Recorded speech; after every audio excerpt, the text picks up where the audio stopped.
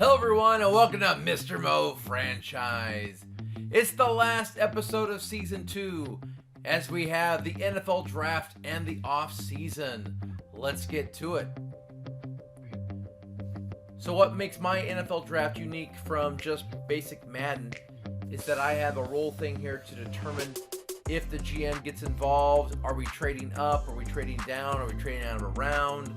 Things like that, just to make the draft a little bit more interesting. I do think that base Madden drafting, it's easy to game the system.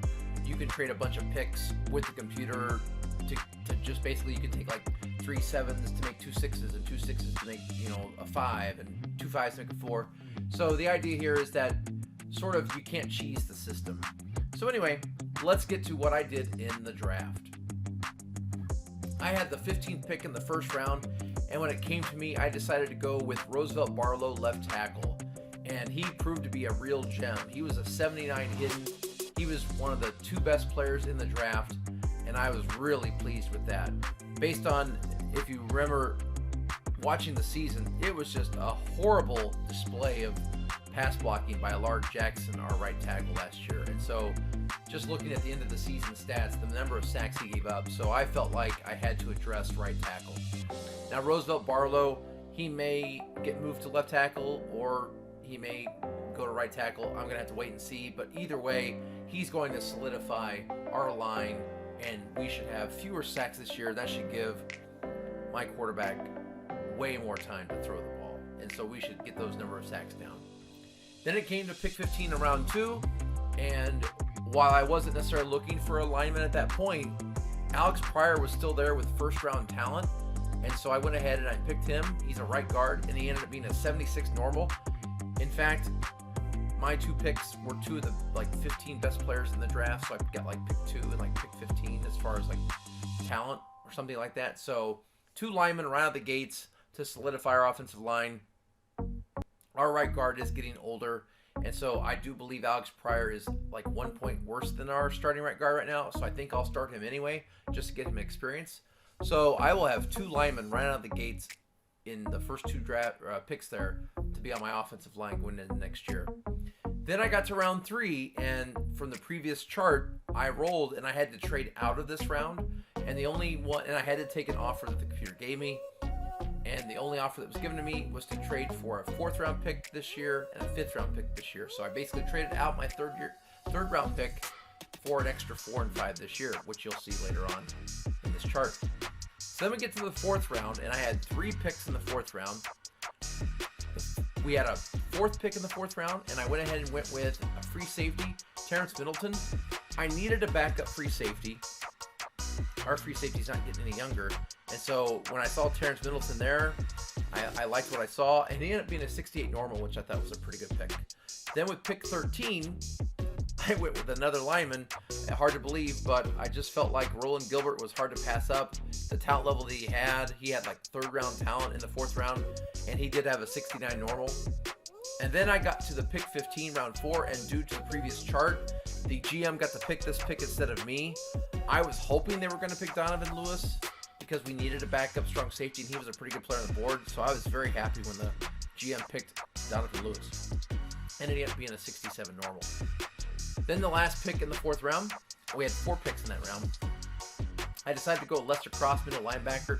We play a 3-4. I wanted some depth. Lester Cross isn't going to start. Most likely he's going to be a practice squad guy, but I want plenty of middle linebackers on our team in case we have an injury. Then we got to the 5th round, and I had 2 picks in the 5th round because of that trade down pick that we had. And Kean Skinner had 3rd round talent at that point, and because I didn't re-sign our 5th receiver, I wanted to go ahead and get a 5th receiver, and so I grabbed Kean Skinner, and he has a 66 hidden. So once again, he's not going to be tearing it up. He's not going to be starting for me, but he is going to give me that depth and that hidden talent. Who knows? Maybe he's got something there that we can really grow. And then with the 15th pick in the 5th round, I grabbed, another lineman, Brandon Goldberg, left guard, 67 normal. So you can really see I bolstered our line. 2 starters and a couple of backups to really make the line solidified. So this should basically take care of the line for a while, as far as all those lesser than linemen should be phased out at this point. With the 6th round pick, I grabbed another free safety. You know, I didn't need Trevor Barden, but what was available that was left from what I had scouted, he was only one of 4 players I had left on my board, and he was the only one that still had talent of the top 7 rounds. So I went ahead and took a chance. He was a 63 normal, most likely, once again, a practice squad guy. And then in the 7th round, because I needed a backup end, Jalen Carroll, I hadn't scouted him, but I needed a backup lineman. All the ends were gone. And so he's a 59 normal, not surprised. Most likely he'll be a practice squad guy as well. And that concluded my draft. Now, as far as the scouting adjustments from the chart, if you roll a certain way, it means that one of your picks is going to be influenced by your scout. And I did have one player like that, and that was my 6th round pick, Trevor Barden, free safety. My head scout, Nelson, is ranked as a B, and I rolled on the chart, and I rolled a 2, which meant that Barden gets to go up in a D3 of a selected rating. I rolled a 1, so I will bump him up 1 point in a rating of my selection, and I chose speed. So Barden went up from an 86 speed to an 87 speed, which did bump him up from a 63 to a 64 player overall. And then it was time for the off-season. In my Madden world, I have what's called the off-season competition committee meeting, where the NFL competition committee gets together to propose rules changes. I think the NBA 2K series does a great job with this, and I wish Madden would do this, and so I've sort of done this on my own. And the way it works in mine is I have 100, quote, rule changes, and I randomly have them proposed, and in order to get them passed, I have to roll 1 through 25, which is basically a 25% chance. And in real NFL, a rule change has to be proposed with a 75% approval rating. So I thought, a 25% chance that it would be approved matches that up. So I went ahead and rolled a D6 to see how many rule proposal changes are given to the competition committee. And this year I rolled a 5. And then on a D100, those 5 rule changes will be 6, 10, 55, 64, and 80. So let's go ahead and go through the proposals that were made. And actually this year we did have 2 proposals that were approved. So let's get to it.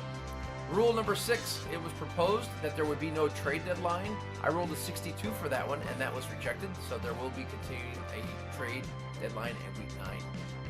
And then Rule 10 was proposed that the player progression frequency would be changed from weekly to every 4 weeks. And that was passed with a 21 roll. So I went ahead and made that change. So now, instead of the players progressing every week, they will progress every 4 weeks. We had 2 rule proposals on this slide. Rule 55 was proposed. That would be a permanent change. User skill run blocking would be decreased by a D6. I rolled a 60, so that proposal was rejected. And then Rule 64 was proposed. A permanent change. User skill tackling would be increased by a D6, and that was rejected with an 84. And then the final rule change was Rule 80, and that was accepted with a roll of a 2.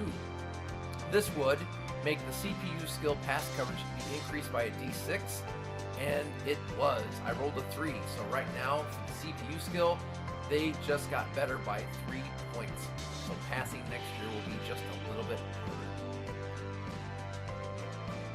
And then the off-season random event that happens every season, I roll a D20 to see if any off-season events had an impact on my team. And this year I rolled a 9 with that, and it says your team's spring merchandise sold really well, gained 2 D20 EPs. And so I went ahead and rolled for that, and unfortunately I got lower numbers. I rolled an 8 and a 4, but I did add 12 EPs to my current account since I already had 8 EPs in the account. 8 plus 12 is 20. So at least I more than doubled my money that I have now. So now I have 20 EPs to spend next season on coaches and other staff people. Well, that was the draft and the off season. Thank you so much for watching. If you haven't already, please subscribe, smash that like button, and tell a friend. We are getting ready to start season 3 with the next episode. We'll be doing the spring training and the preseason. Thanks again for watching, and have a great day.